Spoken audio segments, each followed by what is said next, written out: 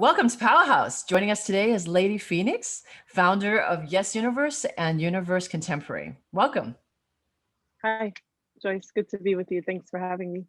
Of course, thanks for joining me. And you mentioned you don't usually do a lot of on-camera interviews, so I'm honored. Thank you for doing this. Pretty much never, to the point where, as I was saying, people think that maybe I'm an AI. They call me the crypto art oracle. So I think, Right, yeah. in some communities, I'm already a little bit of a myth. Right. Because I never go on camera at all. Wow, so this could demystify that a little bit, or maybe they it still will help. A robot. No. Yeah, they'll clearly think that I've planned this and this is truly not me. But I guarantee you, I am a real person. This is my real face. Yeah, awesome. So great Maybe to I meet won't you. wear the glasses. Yeah, Thank you. So maybe we can start with just kind of explaining your organization and how did you get to start YesUniverse? Yeah, so YesUniverse actually started out of a desire to beat depression. Actually, I was taking care of my grandmother who was suffering from Alzheimer's at the time. This was back in like 2013, and my mom said, "Hey, let's go take an art class."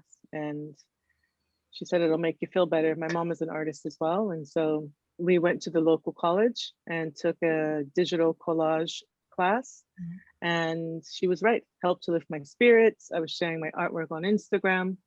And in sharing my artwork on Instagram, I also began sharing other people's artwork, curating other people's artwork, and began to build community there, helped a few artists, get jobs, go viral, help them sort of like get on the very good, strong, paid path, right, for their work through the internet. And from there, developed my love for both curating digital art and being within the digital culture at large. So yeah, essentially through Instagram. Yeah, and then I began as a ghost curator for big accounts, like million plus accounts online, was like, helping to grow certain pages. I was also the curator of the HuffPost Arts Instagram.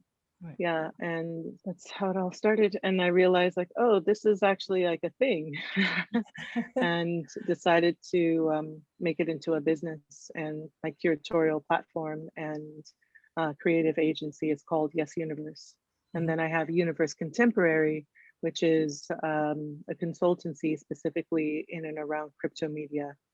Wow. And NFT production, where we work with artists to help guide their careers, but we also work with folks outside of the art space, like musicians, our foundations, our museums, to help them either create NFTs or collect NFTs.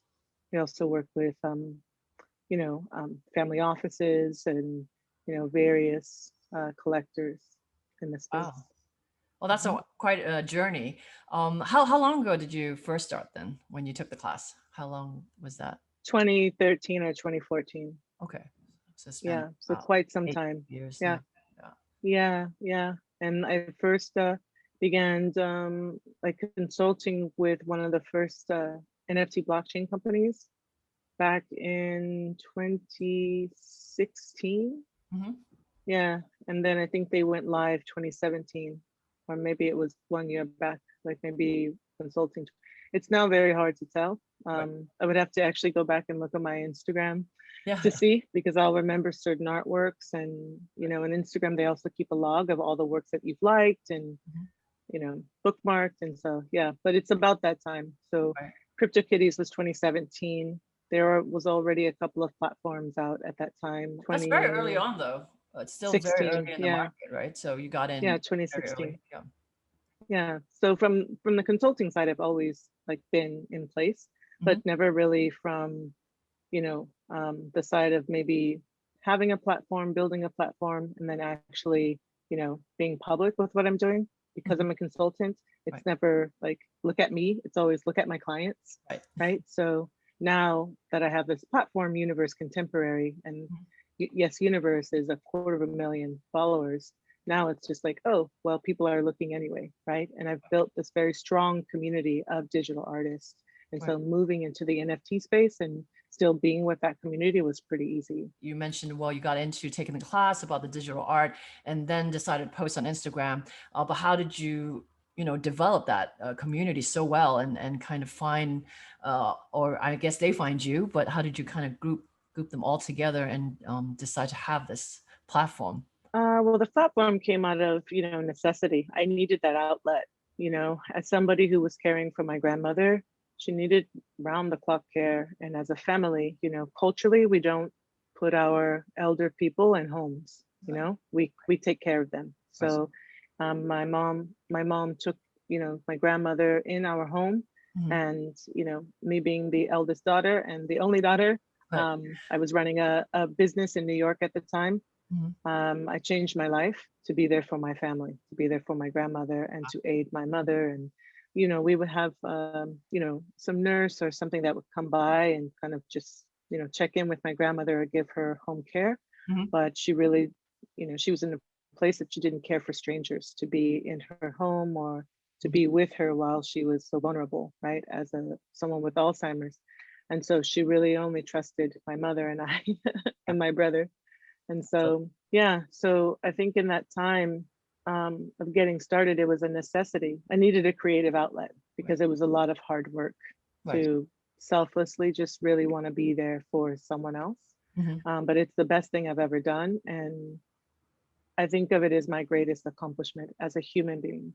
And I'm grateful for the opportunity to show love and care to my elder. And I mean, and it led me to art. So that's the other great gift that my grandmother, she's passed away now. She passed away December 2018, but it was a great gift that she led me into this path. And I don't regret any of it, you know. Sad times, initially, because you'd seen someone that you love suffering, Mhm. and also too, it brought on some depression. So being depressed is like it's awful, obviously. Right. But out of those things, kind of think about it like compost, it's something that's stinky and dirty at first, but then as it breaks down and dissolves away, something really beautiful comes of it, like the lotus, right? Right. Lotus being in mud, but when it, emerges out of that muddy water, it's clean and fragrant and beautiful. Right. So that's how I consider me emerging out of that depression and hard time Mhm. into a path of creativity. What an amazing journey. What were you doing before, and did that translate somewhat to your entrepreneurship? Not really. So before I was running a beverage business with some merry mates in New York City. Mhm. And before that, I had a distribution business here in the States. I'm in California, Right. and in Japan. And so I was in food and beverage production and manufacturing, primarily organic and natural food and beverage. And that Mhm. was my love. I still love it. And probably after art, I'll return to food in some way, Right. because I think that food in itself is also an art, culinary arts, and the craftsmanship of making a delicious meal or Mhm. beverage, or and presenting that to people and having that be a measure of delight but also health is Mhm. very intriguing for me. And so yeah, that's what I was doing before I officially moved into art. So the two aren't necessarily related, only in that, in terms of entrepreneurship, it's important to build a community, right? And it's important to, customer service is important, customer satisfaction is important, right? And so in this way, I really want both the artists that I work with and the collectors that I work with to be happy, right? With the collector to be happy with what they've selected, and the artist to be happy with that collector and what they've made and how their path is going. So in those ways, right, building relationships and community and being as excellent as possible, right, and making sure that people are happy, Yeah. those are the only ways that it relates. But other than that, it's completely different. Yeah. And artists are so much harder to work with than grocery stores or clients, like it's, yeah. That's true. I've developed new skills working with artists, like a lot of patience, a lot. There's so many different types of artists too. I mean, even within, digital art, let's say, but I meant character-wise and personality, I'm sure Yes. there's a great degree of, yeah. So maybe explain a little bit more about that. Like, how do you then adapt to different personalities, and what do you have to do most to kind of find yourself to succeed in that? Honestly, it's the simplest answer. It's just patience and compassion. And I developed that level of patience and compassion again while working with my grandmother. She gave me so many great gifts, right? And one of them was the gift of patience. because before I wasn't patient, Right. right? He Yep. gave me the gift of compassion. And I think before I didn't have enough compassion. And now that well of compassion is deeper. And so while, you know, sometimes it can be challenging working with very demanding people, Mm. specifically artists Yep. who want everything to be perfect, Mhm. right? And who are actually fragile. You know, it's like, well, do they like me? Do they like it? Was it good? Am I good enough? And it's just like, of course you're good enough. You're amazing. You've been doing this for so long. You've Right. had so many successes. Why would you ever doubt if you're good enough? And but that's just the mind and the life of the artist, Mhm. right? Yep. And so in that way, developing patience and understanding and compassion for those doubts, Mhm. right? Developing patience and compassion for impatient artists who, you know, want things when they want it. Right. All of that. Yeah. Yep. So that's how. And continuing to strengthen the compassion and the patience. Never thinking that I've arrived, right? Always understanding that I can have more patience and more compassion, but Right. at the same time knowing when to draw the line and have very firm boundaries is Mhm. also important.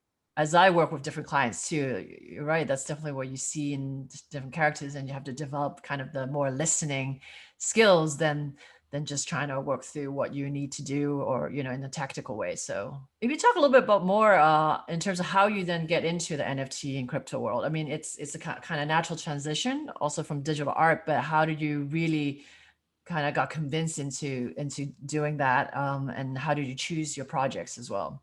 Yeah, that's really interesting. So right now, you know, at the consultancy at Universe Contemporary, we choose projects by sort of like their context, right? Does it have historical relevance? You know, who is this person to the space? Are they brand new to the space? If so, what were they doing before? Does that have cultural relevance? Mhm. And what is the longevity of the project?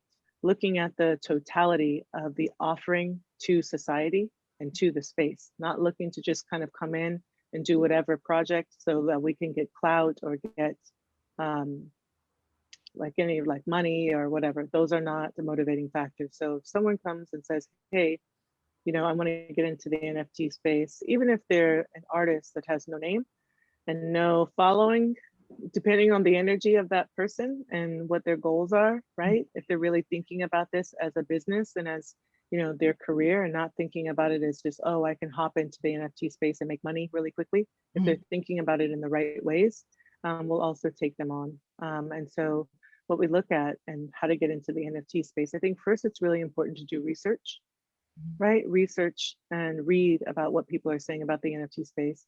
A Mhm. great place to start is the NFT Bible by OpenSea.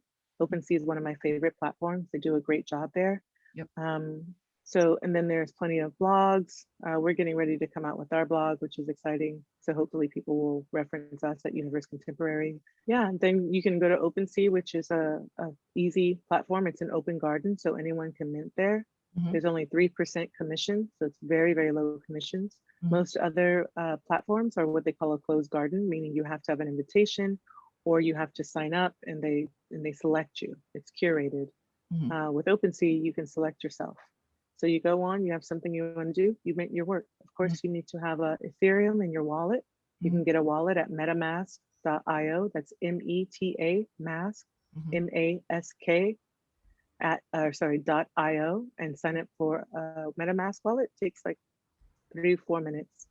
And then most people they get a Coinbase account where they can convert their country's currency into Ethereum and then transfer that Ethereum into your MetaMask Mhm. wallet and you know can cover gas fees. So Yes. that's really it. It's 1, 2, 3. That's how you get started. So decide what artwork you want, Mhm. decide what you want the price of that work to be before you mint or put anything on the blockchain or to OpenSea. Make sure you read the NFT Bible so you can be familiar with the terms, both technical terms and sort of like social cultural terms of the space. Mhm. And then make sure you have Ethereum in your wallet so that you can pay for any of the gas fees. And the gas fees are essentially for lay terms processing fees. Mhm. And then And that that's only it. happens when you sell the art, right? The gas fee? That happens. Well, if you do lazy minting, then yes, it happens once the work is sold. But if you do traditional standard minting, that processing fee happens up front. Okay. So you would pay that gas fee or processing or transaction fee up front Mm. before the work is sold. So, you know, when you think about your price, you want to factor in the amount you paid in gas. So if you paid $50 in gas, add that $50 to the price of the work. And is there more benefit to doing the traditional way then? No, you want to do lazy minting because it means that you don't have to pay a very strong gas fee up front. Upfront, right. It's paid upon collection. And Yeah, so, so it's kind of like you can get started nearly for free. right. That does sound very attractive, I think. That's important to artists. Yeah, Yeah. free is always important to artists. Yes, absolutely. And that's great. And so along the way, there's a lot of things, well, things are changing and a lot of things you have to learn. So how do you go around that, go about that actually? Can I've you? always been self-taught. I'm self-taught. Self-taught curator, Mhm. self-taught for my businesses. I didn't have any formal training in that. I think that, the internet in particular is a wonderful place. There's all kinds of things you can learn and people you can learn from. If you want to know anything now, 21st century, there's zero excuses. You've got old people, 84 years old, making NFTs. You've Yeah, got people who are dead, their estates are making NFTs of them. If right. dead people can make NFTs, you can make NFTs. You can learn, right? And if you can't learn on your own and you really just want to start straight away, that's fine. Reserve money and pay a consultancy like mine, Mhm. to help guide you and give you the knowledge and walk with you side by side to launch a very successful project. Mhm. Right now in 21st century, there are no excuses. If you want it, go get it. No one is stopping you, right? And even the people you think or the situations you think are obstacles, they're not actually obstacles. They're there to help you get strong and get a clear, focused mind and go for what you want. Right. That's it. That's amazing. How do you find your focus then? And how do you maintain kind of that focus? Do you have, certain daily habits, rituals to help you? I do a lot of walking meditation and I walk a lot in the morning, in the afternoon, in the evening. Like after this, I will go for a walk again. Before this, I was walking. When I take my meetings, I take them usually walking outside in nature, Right. And I think in terms of maintaining focus, I just realized that tomorrow is not promised. So I must do everything I can now. My grandmother would say, get as far as you can while you have the light of the sun, right? So go as far as you can. Like the light, it's like having green lights, you have all the green lights, run as fast as you can. Right. Don't dilly dally, stay focused, run as fast as you can. You know where you're going, run as fast as you can. Put all of your energy and your focus in that thing and go for it with Right. all of your heart. I used to work really, really hard for 6 months and then take 6 months off. Mm. Work really hard, go crazy, just working, 60 hours a week. One time I was working 80 hours a week and that wasn't smart. So don't recommend that at all. But yeah, work really, really hard and then take a big, big vacation, big holiday. And now what I realize is that I don't have to do it like that. I can stay focused and work hard and do it in a sustainable way and make sure that I go to bed at the time I want to go to bed. So I find the things that work for me and I accentuate them, and I try very hard not to break that. If Mhm. that's what works for me, I stay with that, Which makes right? And I get a routine going. And right. it's okay if people think it's boring. Consistency is not boring. Winning is not boring. Right. And the only way to win is with consistency and dedication. Right. Like, oh, I don't need a schedule. I don't need this. I'm free. I'm a free spirit. I'm going to do this and that. No, no. Right. I'm still a free spirit with a schedule From now. a schedule. Yeah. I'm still a free spirit with consistency. Yeah. Yeah, I don't wear a watch, but I do use Siri quite a bit to set my timer. Right. Siri, remind me at 2 o'clock I'm doing this. Siri, remind me at 3 o'clock I'm doing this. Oh, So yeah, I think that kind of thing is natural and it's good. It's good productivity. I realize that I hate routines.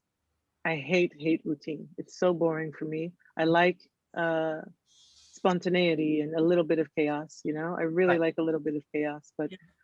I think that there's certain like ordered chaos or chaos by design, Mhm.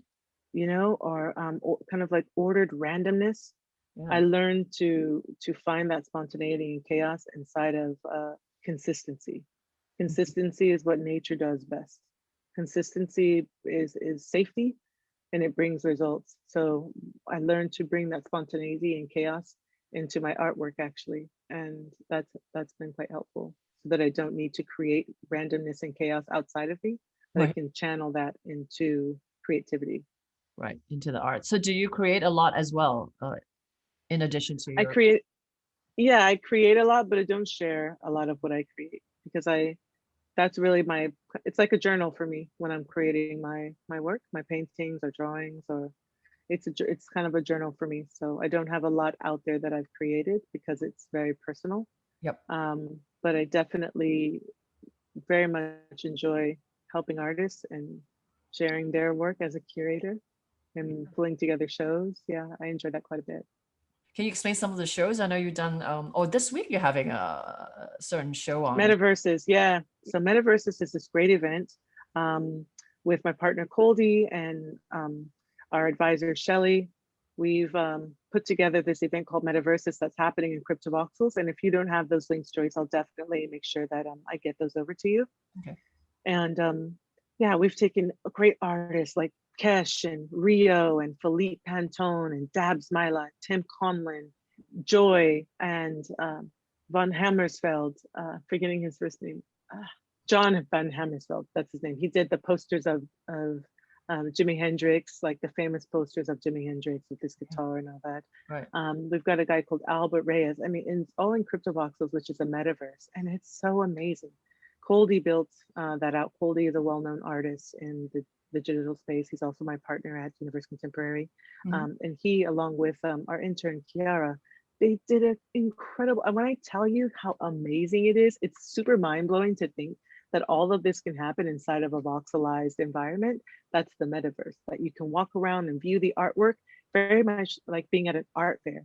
And it's engaging. We have over 50 artists in this lineup. We've had a week long of programming and talks around at Clubhouse around various subjects like gaming and NFTs, crypto art and sports, graffiti, crypto art history. So talking about the very early days and the pioneers that were there to start us off, right? I bet a lot of people didn't know that this whole crypto art phase started through Bitcoin. It wasn't Ethereum like it is now. It actually started through Bitcoin. Yeah, so I encourage everyone to go to metavs.art, register, and also click around on the links there and go to the art fair inside of CryptoVoxels and take a look around. Yeah, I think people would benefit from just seeing a little bit of what I'm referring to, you know, while we're talking, just so that when they're in there, you know, they really get the gravity of what I'm saying and how amazing it is. It's so exciting. So you don't need VR It is exciting. related, so you can just view it on the website. No. Yeah, you can just go straight in there and view it. It's pretty dang amazing. So proud of the team. Never done that, so sorry. Oh, really? Awesome. Yeah, good to be your first share. Yes. So this is great. So here we are inside of the space, which is fantastic. So I will move us. Oops. So this is a gallery of an artist called MF Doom. He passed away recently. He's a prolific rapper. You can look him up. Letters M, F, and then Doom. And so we built this gallery. An artist called Trippy Yogi built it. And so this is his gallery with all of the artworks of him. He's the guy in the mask. And so these are user-generated content. These are fans of his who built this work. Okay. Yeah, it's pretty cool. And then so inside of the space, you can go upstairs. Oops. And so the ceiling is glass. So you can walk over, you can get some merch, MF Doom merch here. And this is a collectible mask right here that people can buy and put on their avatars inside of the space. It's so cool. Wow. Yeah. So yeah. So people who play like Roblox or Minecraft is also in the voxel aesthetic. This is very much in that same vein. Yeah. So you can see it says this way. This building right here, this very colorful building, is an artist, well-known artist called Philippe Pantone. So cool. He's one of my favorite artists. Check it out. Such an amazing building, right? And so this officially opens up tomorrow. You guys are getting the sneak peek. Ooh, awesome. So this is one of his sculptures. Yeah, then you can click on it if you want to buy it. And that will be an NFT. Yep. And so this is a gallery. We click on it. It'll take us to the screen where we can buy the NFT.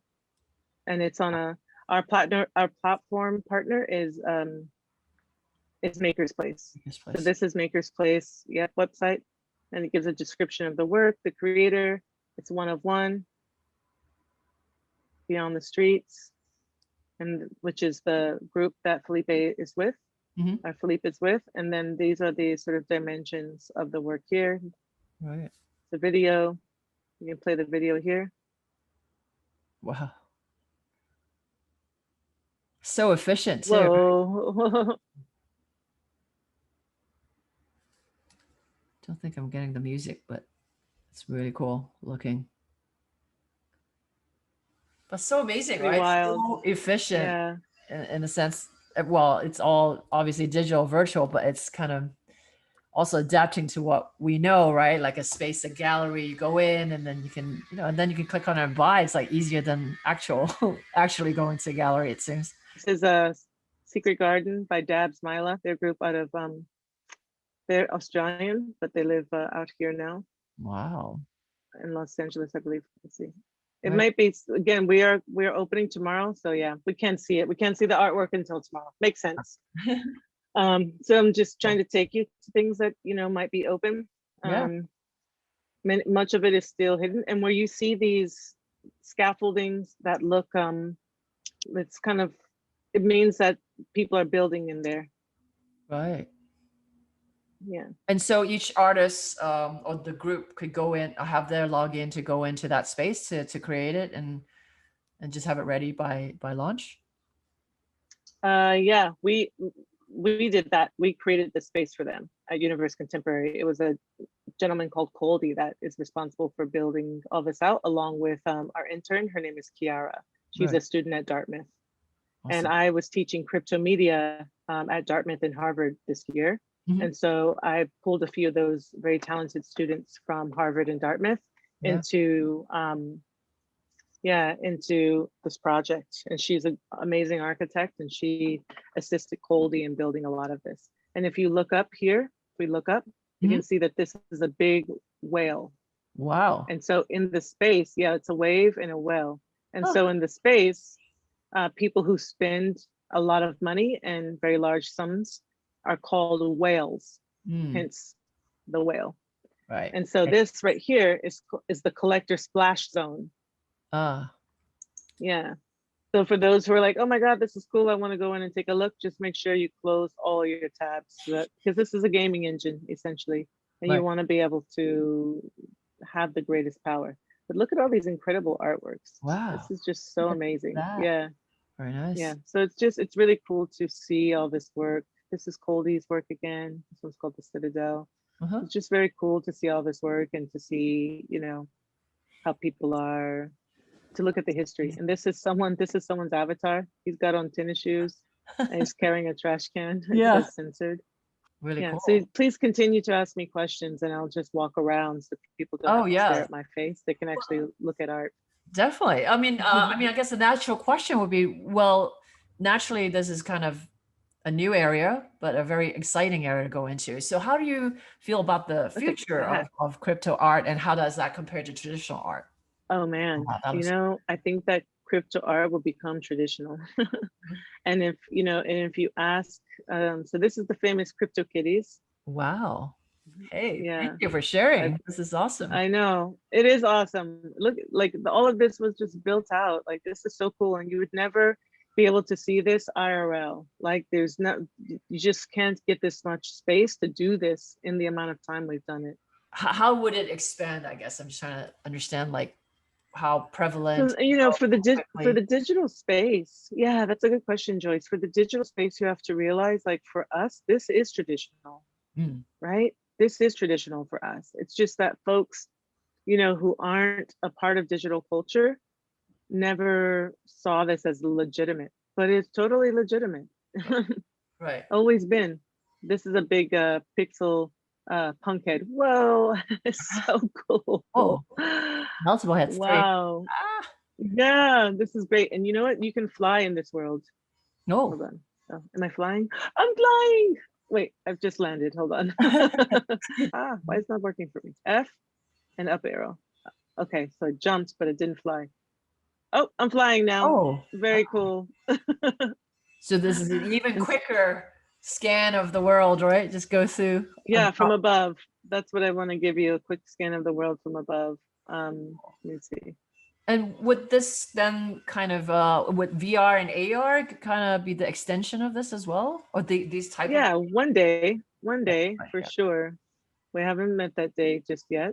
There are other it's just here. metaverses Yeah. called like Somnium Space, Mm-hmm. where that's quite common.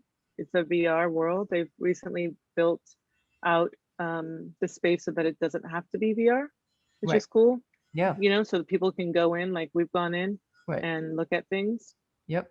Yeah, I can totally Wow, see kind of the digital art and gaming world totally kind coming together. of. Yeah. Yeah, and you can spend hours in here. I mean, and this is virtual property. These are all NFTs. You know, all of Yep. each of these property is an NFT. And do you see? You don't see other people flying around, no. So you have like multiple people looking at it. I guess you just see yourself, right? This is yeah. You can fly around. Yeah, anybody can fly around, but yeah, I chose to so that we can sort of get a different vantage point.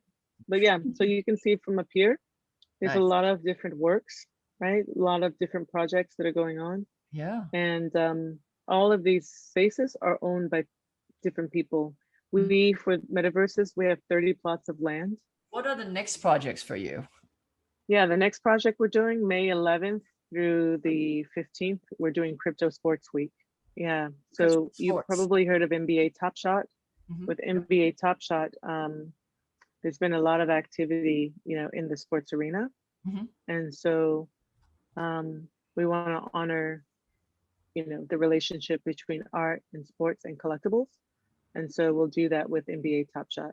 Well, I guess last question is any other advice? I mean, you've been giving so many good advice and just, what to do along the way, but any, additional advice, either that somebody gave to you and you thought was very useful or just in general for our listeners, what they can do. Yeah. So additional advice, I would say, trust the timing of your life. Sometimes, especially artists, they will look at the success of other people, even entrepreneurs. They will look at the success of other people and think that they have to have exactly what that person is having Mhm. because that's how they have measured success. In Mhm. reality, we don't know what that person is going through. We don't know what their life is like. We Yep. don't know how they are suffering or if they have joy. So don't compare yourself and try to get what someone else has. Be satisfied with yourself. Stay focused, Mhm. work smart, and trust the timing of your life. Your story doesn't have to look like anyone else's story, ever. That's the beauty. Gratitude and optimism are two of my secret, I won't even say weapons, but tools. Yep. Two of my secret tools. And I'm so happy for it. So thankful.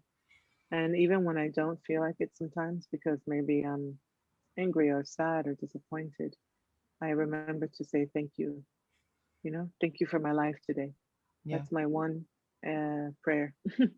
And so if people are saying, Lady Pheonix, I watched this whole interview and you've said nothing. I want to know about NFTs, I want to know how to start. I want to know how to, get to Nifty Gateway and to super rare and tell me that. This is why I wasted my time watching you and listening to you. Okay. So for that very impatient person who still hasn't truly learned and understood the words that I said before, I'll give Exactly. you the shortcut that you're looking for. But the thing is, when you get there, you'll still have to apply these other things that I've told you. So, okay, you want your dessert first. I understand. So you want to apply to Nifty Gateway, you want to apply to Super Rare, you want to get in on these platforms. Okay. Number one, you have to have faith that you're a great artist. And if you don't have that faith, then you won't make it to these platforms. Mhm. That's number one. Number two, you have to build community. So make sure that you are doing what's necessary to be a good friend or mate inside of the creative space and community, Mhm. right? Make sure you're showing people a lot of love, but make sure you're good at also receiving love. Reciprocal relationships are very important. So make sure that you're giving and receiving in kind. Make sure you're genuinely wanting to lift people up and encourage them and be a part of, you know, um, a friendship or community with them. community is essential to the space. Yeah. And then you need to get your social media together. A lot of these platforms, in particular, like a Nifty Gateway, they want to work with artists who have a big following. So make sure you're getting out there and you're doing things. Don't buy your followers, because that's very obvious at this time when people buy followers, you know? So don't buy your followers. Make sure that you've earned them by making great work. And then stay persistent. Either a friend can put you onto Nifty Gateway, or your work will speak for itself. So make sure you're out there doing things. Make sure you're out there getting the right type of attention and not just clout chasing. And again, make sure that you have a solid art practice so that people actually have something to reference and collectors have something decent, not even decent, but excellent that they want to collect. So many artists in the space are actually collectors as well. So helping each other, right? Yeah, absolutely. Absolutely. Not just helping each other, but that they also have good taste and they genuinely like the work and they want it. So it's not just help, it's Right. you know, it's genuine. They're like, Yeah. oh my God, you're an amazing artist. I want to collect you, you know? That's true. So I mean the space is not with charity. If people collect you, it's because they really believe in you. Yeah. Sounds amazing. So many good wise words. Thank you so much. In life, in business, and in NFT art.